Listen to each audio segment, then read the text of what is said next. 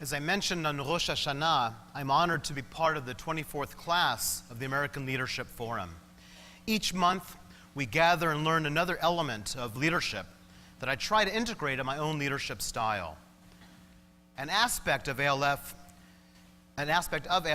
is creating an environment of safety amongst classmates so that we are more likely able to push ourselves a little farther than we might normally go. To push ourselves out of our comfort zone, if you will, in order to open up another aspect of ourselves. We have studied mindfulness, meditation, Aikido. We have learned various leadership theories, and all of those things have been very enjoyable and quite comfortable for me. In July, though, we went to the Sierra Buttes on our ALF Wilderness Retreat. It was 6 days of camping.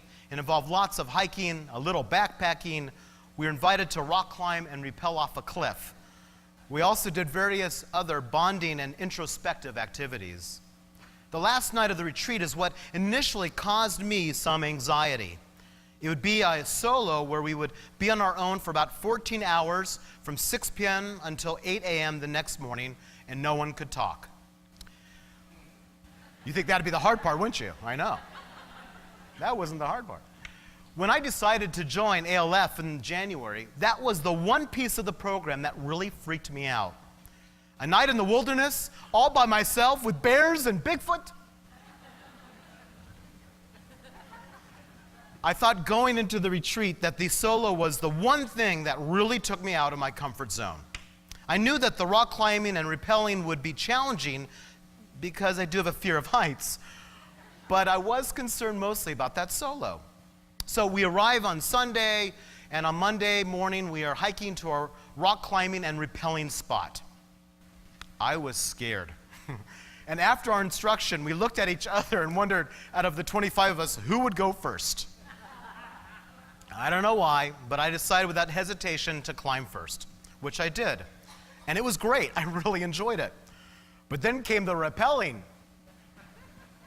Many decided not to, and I thought, okay, I'm scared, but it's safe, and I was compelled to rappel. I was so scared, I was physically shaking. After about 4 people, I decided I better go next or I'm never going to go down that cliff. And I rappelled down. It wasn't pretty, but I did it. With the encouragement of others and the sheer support of our ALF community, I pushed myself way out of my comfort zone and did something I thought I would never do. None of us really like getting out of our comfort zone, and yet I think it is a necessary part of our own individual growth. The irony for me was that after rappelling, I lost all fear of my solo night, and in fact embraced that with open arms. By the end of the week together, all of us really enjoyed that night on our own. It is funny when we push ourselves what issues come up. I'm convinced that the only way to experience that part of ourselves is to put ourselves out there, to dare ourselves to leave our comfort zone and embrace a new challenge. Our Jewish tradition affords us all kinds of opportunities to challenge our comfort zones so that we might learn something about ourselves. Sitting here this evening may be an example of this for some of us. But for all of us, Yom Kippur is an opportunity to reflect on ourselves and maybe consider something that takes us out of our comfort zone. Why? So that we might have the opportunity to grow and to improve ourselves. This is why we're here, no? The laws of keeping kosher may be an example of this opportunity our tradition gives us to take ourselves out of our comfort zone. And so often our movement, me included, have shied away from such opportunities. And kashrut, the laws of keeping kosher, have been debated in our movement forever. In 1999 was no exception as the Central Conference of American Rabbis met at our annual convention in Pittsburgh. The big issue back then was the creation of a new platform for the Reform movement. We had 3 previous ones: the original Pittsburgh platform of 1885, the 1937 Columbus platform, and the 1976 Centenary Perspective platform written in San Francisco. The 1999 platform that we were debating in its earliest versions was simple and to the point. But rabbis, surprisingly, can complicate things. And it evolved to adding so many intense things, including a recommendation that Reformed Jews keep kosher. Thankfully, the language was changed on the floor of the convention due to the fact that many of us felt that recommending kashrut took us away from one of the great foundations of Reformed Judaism, which is autonomy, the freedom to choose for ourselves how we should practice our Jewish identity. As many of you know, I am a staunch supporter of our movement, and I believe freedom and autonomy to be as important as the study of Torah. This issue of kashrut is not a simple matter in our tradition. For traditional Jews, it is a major aspect of halakha, of Jewish law, and in actualizing a proper relationship with Yahweh, the God of the Bible. Conservative Judaism believes that although humanity wrote the Torah, Jewish law is still binding. Thus, keeping kosher is an intricate part of that movement. The great Mordechai Kaplan, father of Reconstructionist Judaism, and that movement has changed a lot since that time, he believed that there were two major aspects of halakha that needed to be observed in order to maintain the Jewish civilization. One is keeping the Sabbath, and the other is keeping kosher. Now, where does this kosher concept really come from? Well, you know the answer already. From Torah, of course. Originally in the book of Leviticus as part of what we call the Holiness Code. The Talmud, which is a combination of Mishnah written, the Talmud, which is a combination of Mishnah written in the 2nd century, and the Gemara, which is commentary written over the course of several hundred years, goes into great detail about kashrut. According to a traditional view of Judaism, the duty of the Jew is to lift up all of life to God, to hallow the everyday so that all life becomes holy. One could say that the essence of halakha, of Jewish law, is to maintain that sense of holiness. According to tradition, we become holy by making holy, by hallowing. We become holy by hallowing that which is not yet holy, the profane, the everyday. And it is through observing the mitzvot, the divine obligations, that we are able to hallow and be hallowed. That is the purpose of Jewish law and the mitzvot. The laws of keeping kosher, kashrut, therefore, can be defined as a part of Judaism's attempt to hallow the act of eating by teaching us reverence to life. Kashrut, therefore, is based not on health concerns, a common misconception, but on the concept of kadosh, of holiness. In the book of Leviticus, not bathing a kid in its mother's milk, not eating the blood of an animal, only eating certain animals with split hooves and who chew their cud, only domesticated birds, fish with scales and fins. Then the Talmud expounds on these laws which result in the laws of kashrut. And these laws are viewed from traditional Jews as being handed to Moses on Mount Sinai. Thus, one needs to keep kosher to follow the laws of the Torah and to be in a proper relationship with God. The Hebrew word kadosh is based on kadesh, which means holy, and is based on the shoresh, the root, kuf daled resh, which means to not be holy, but to set apart. We are to set ourselves apart from others. Isn't that interesting? I think for some of us, we may view setting ourselves apart as not being a holy act. I'm one of those. The current evolution of kashrut sees ultra-Orthodox Jews adding layers of intensity that, from my perspective, go well beyond the intention of the Tanaim, the early rabbis, and has the potential of taking one away from reality. Galat kosher is an example of that phenomenon.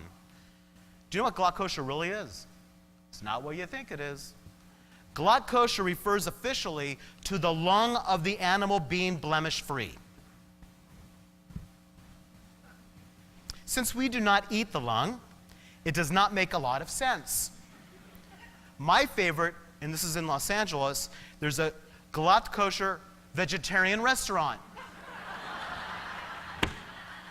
Where are the lungs on a broccoli? But it has been made into a money-making game, which is not the intention of halakha, of Jewish law. Kashrut may not be a huge issue in our movement, but I would contend that each of us needs to at least consider it, even for a brief moment like in a sermon. the worst case scenario is that we place ourselves out of our comfort zone, even if it's just for a moment. Food has a lot to do with many of us feeling like we are in our comfort zone, doesn't it? Personally, I experimented at the age of 13 until 28 with keeping kosher. I did a version that I thought was more appropriate. I decided to look at the Torah as my guiding light only, and not so much Talmud. I did not eat forbidden food nor mixed milk and meat. Like a good Reformed Jew, I had some differences though, such as poultry, which I viewed as parav, a neutral food like fish. And besides, I really liked the chicken Devon crepes at the Magic Pan in LA.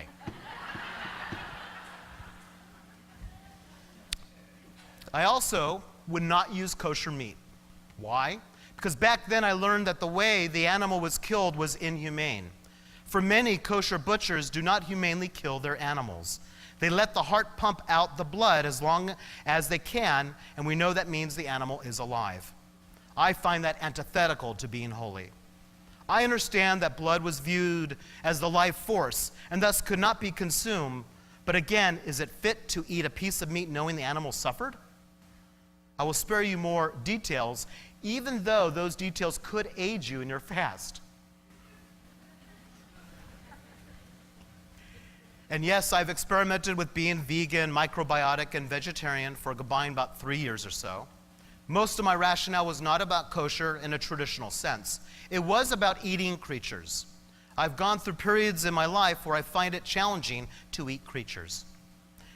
The secondary now has become the primary rationale for food decisions is health. We have so much knowledge about the impact food has on our health. I recall learning from Weight Watchers the perspective, eating to live as opposed to living to eat. Yeah, good times. Now, why did I stop keeping kosher? Well, I have to tell you, I was in seminary, of course. And while studying with a wonderful professor, Alvin Reines, it dawned on me that my Jewish identity is not based on keeping kosher. It helped form my identity when I was young, but it was not necessary any longer. That night I ordered a pepperoni pizza, and it was good. Yeah. Prior to that, when I was deciding on either the Reform or conservative seminary, it was this issue that put me over the top on the Reform perspective. Although at the time I was more traditional in my practice, I still could not say as a rabbi that you have to keep kosher to be a good Jew, even though at the time I kept kosher. So I knew I would have to be in the Reform movement ultimately as a rabbi. The other piece that upset me was the idea that a traditional practicing adult child would choose not to eat at their parents' home because it was not kosher enough, implying that kosher trumps the 10 Commandments, which states one should respect their parents. This is in the realm of nonsense at best for me, but feels a lot like disrespect. Look, I love food. If you did not notice by my ability to come in different sizes. I think food can be an art form. It can elevate an experience. It is an important function in good schmoozing. A wonderful way to learn a part of some culture. Hospitality and partying is in our blood. And cooking can be great therapy. And I understand those that get more meaning out of gastronomic Judaism as they may do from other elements of Judaism. Because let's face it, there's nothing like a good knish. So keeping kosher from my perspective has no additional value for my Jewish identity. Like I said, I kept kosher for a period of my life, and I believe every Jew should experiment with something like kashrut at least once in their lives. If we are about choice as Reformed Jews, then it is important to know what our choices really are. From a societal perspective, or from a keilah shelanu, our community perspective, we also have to think about the impact our food has on the society we are living in. Thus, even though I swore 20 years ago I would not do a sermon on keeping kosher, here you go. It's time to talk about a Reformed kashrut that is not about the holiness code or about God demanding a certain type of eating. No. A Reformed version of kashrut that is based on food justice. And yes, in this version, taking ourselves a bit out of what has been comfortable may be one of the greatest opportunities we have that does not involve rappelling off a cliff. So what is food justice? I believe it is about sustainability, treatment of workers, eating local, fresh, and healthy organic foods, eating that which is in season locally, being concerned about recyclables, green technology, composting, considering our carbon footprint, thinking about how much creature we eat and its effect. Also, how was the creature treated? How about the farm workers? Are they treated fairly and appropriately? Is the food affordable? And do those that do not have transportation have access to the food? Is the food healthy? I find it very telling that it costs more to eat a higher vegetable diet than to eat a high fatty diet. Fast food burgers are made more accessible than healthier food, and we wonder why we have an obesity epidemic. What impact does our food production have on the real and serious threat of climate change? By the way, there may not be a greater issue for us to talk about ultimately than climate change, by the way. That's another sermon. Some important statistics. The annual medical costs for diet-related disease are over $100 billion. More than 2/3 of American adults and 1 in 3 children are overweight or obese. 1 of 3 children born after 2000 will develop diabetes in their lifetime. Only 1.6% of all fruits and vegetables sold in the United States are locally grown. Our agricultural practices are responsible for 70% of all pollution in the United States. Rivers, lakes, and coastal waters are so contaminated they are unfit for humans to fish in or drink from. 50 million Americans are food insecure or near hunger. Food insecure is not knowing where or when your next meal will be.